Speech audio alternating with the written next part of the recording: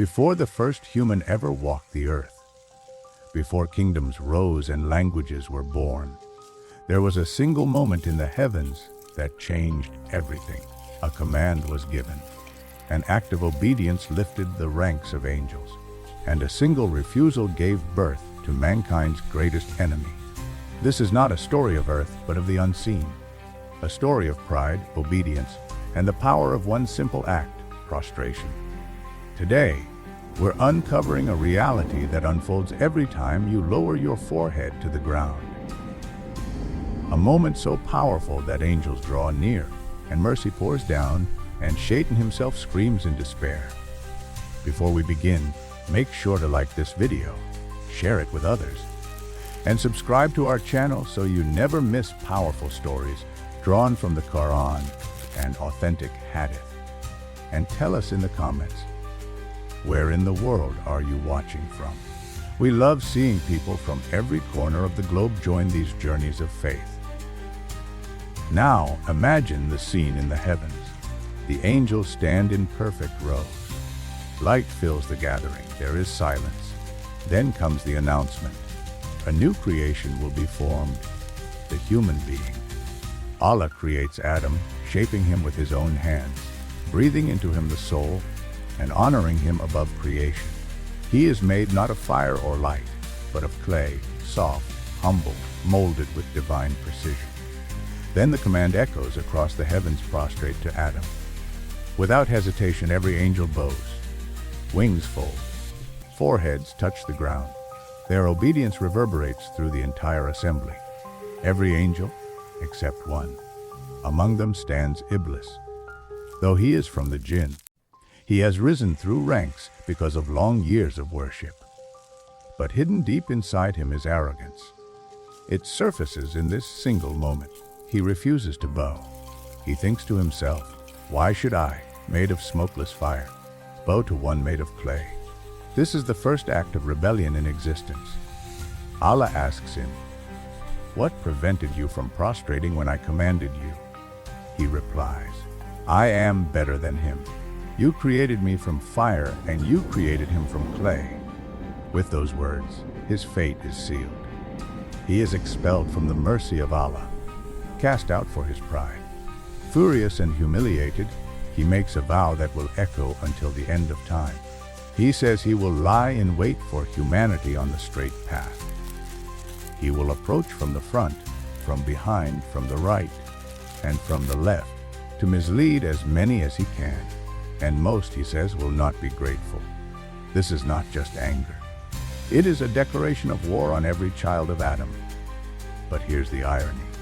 The very act he refused, prostration, becomes the most honored act of worship for believers.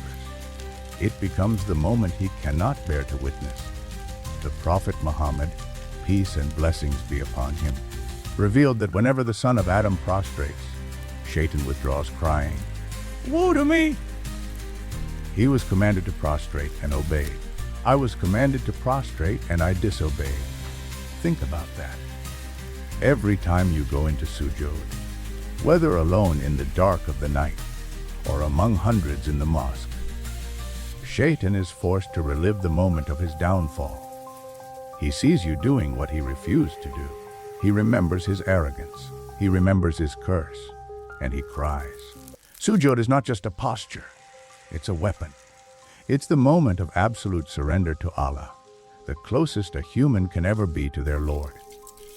The Prophet said, the closest a servant is to his Lord is when he is in prostration. So make plenty of supplication in it. This is why Shaytan works so hard to keep people away from prayer, to delay it, to distract them, or to make them rush through it. Because every sincere prostration is another defeat for him. Every forehead lowered in humility is a victory over his arrogance. Every whispered prayer in Sujood is a blow to his pride. Every act of submission reminds him of the choice he made and the paradise he lost forever. Sujood is not a small act. It is the same command that defined angels and exposed Shaytan. It is your moment of nearness to Allah and his moment of despair. But Shaytan does not surrender easily. He has developed precise methods to distract and confuse believers in their prayer. In the next part, we will uncover how he whispers during Salah, the secrets the prophet exposed, and how you can defeat him in the very battlefield he chooses, your prayer. The moment a believer begins the prayer, Shaytan does not simply watch in silence. He retreats when the call to prayer is made. But the prophet, peace and blessings be upon him, told us that as soon as the prayer starts, Shaytan returns. His mission is clear: to distract, to confuse, and to steal the sweetness of that intimate conversation with Allah. The messenger of Allah explained that when the call to prayer is proclaimed, Shaytan flees, passing wind so that he will not hear it. But when the call is completed, he comes back. When the second call, the iqama, is made, he flees again. And when the prayer begins, he returns once more to whisper, distracting the person until they no longer know how many units they have prayed. This is recorded in Sahih al-Bukhari and Sahih Muslim. It happens quietly. As you raise your hands and say, Allahu Akbar, a whisper slides into your thoughts. Did you lock the door? Don't forget the thing you were supposed to do. Did you say that correctly? He plants thoughts, doubts, reminders of the world, anything to pull your focus away. The prophet revealed that a special devil is assigned to every person during prayer. Its mission is not to harm your body, but to disrupt your heart. One companion once complained that these whispers were overwhelming, that he could not pray with focus. The prophet told him, that is a Shaytan called Kinzab. If you feel his presence, seek refuge in Allah and blow lightly to your left 3 times. The man did so, and the disturbance disappeared. This is in Sahih Muslim. Shaytan's tactics are subtle. He doesn't always tell you to stop praying. He's smarter than that. He tells you to rush. He tells you that something is urgent, that there's not enough time, that you're tired, that the floor is cold, that someone is watching. And while your body stands in prayer, your heart is somewhere else. This is his battlefield. Not the masjid floor, not the air around you. It's inside your mind. When you go into Sujood, this war reaches its peak. He remembers his refusal. He watches as you lower yourself before the one he defied. He tries to whisper even then, but he cannot bear the moment.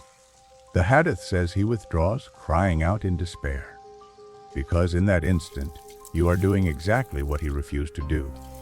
You are obeying, and he is reminded that he disobeyed. For centuries, scholars have explained why Sujood is the most attacked moment. Ibn al-Qayyim wrote that Sujood is the position of humility, love, and submission, the essence of worship and the closest nearness to Allah. No wonder Shaytan hates it the most. You might have noticed it yourself. You begin praying with focus. The recitation flows.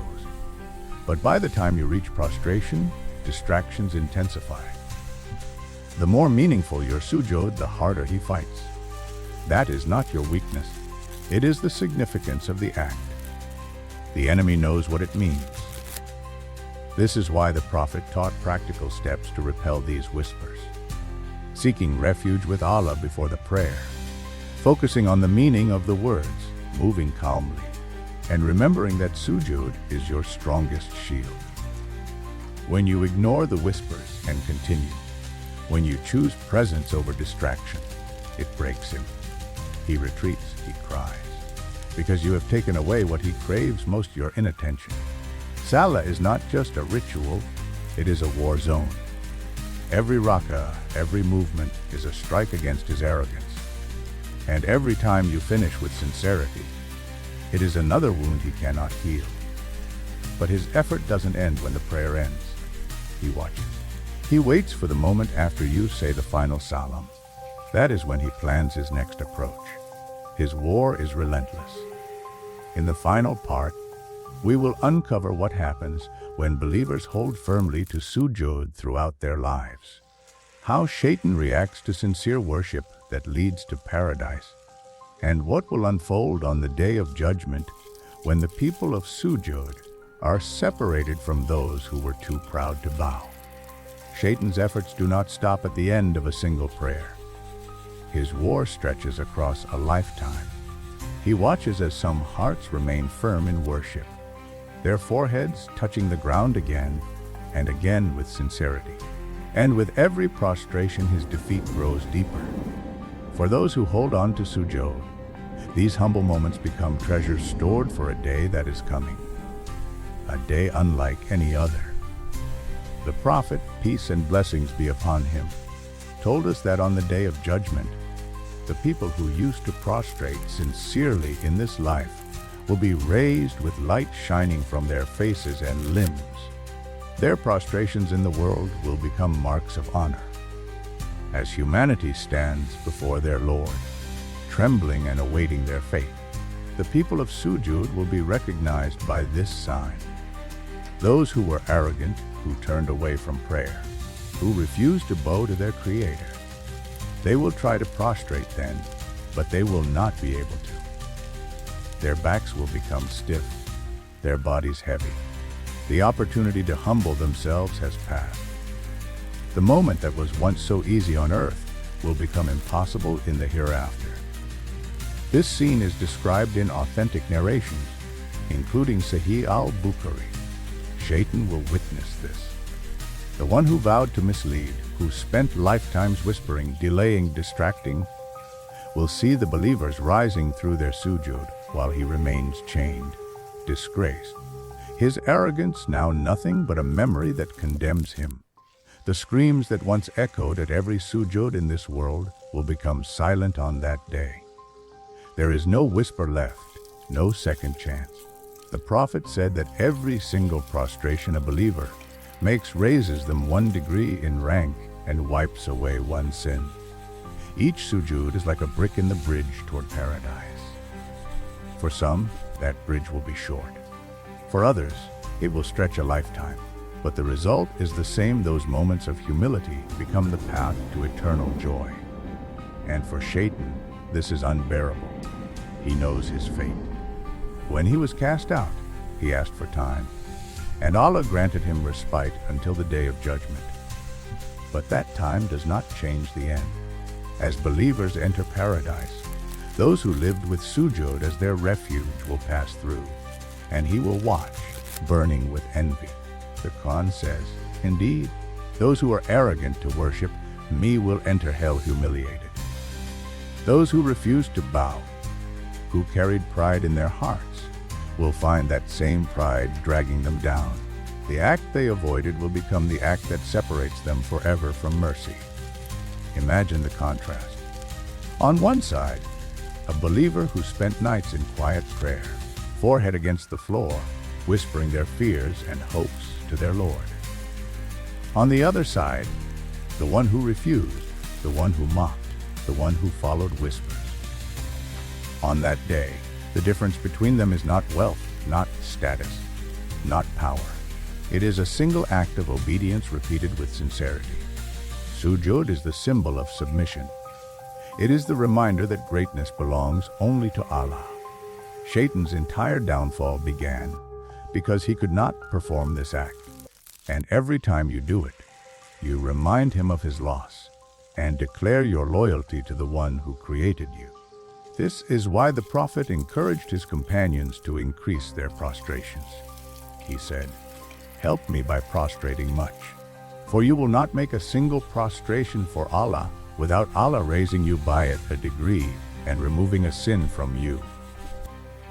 This is recorded in Sahih Muslim. In the end, Shaytan's whispers are temporary. The distraction, the doubts, the laziness, all of it belongs to this brief life, but the rewards of sujood are eternal. The cry he lets out when you lower your forehead is not just frustration. It's the sound of someone who knows how the story ends. On that day, he will have no more chances to mislead. His followers will turn against him. His lies will be exposed, and those who held on to sujood will walk past him, elevated, forgiven, honored. Sujood was never a small moment. It was the act that defined angels, exposed arrogance, and built a bridge to paradise. It was your weapon against whispers and your shield against pride. And when the final hour comes, it will be the mark that separates those who surrendered to Allah from those who followed Shaytan. The story began with a single command in the heavens: prostrate. One obeyed and was elevated. One refused and was cursed. Today, the same choice stands before every heart. Every time you enter Sujood, you're not just praying. You're standing, or rather, bowing, in the middle of that ancient story, taking your side in a war that began long before you were born. And with every sincere prostration, you make Shaytan remember the moment he lost everything.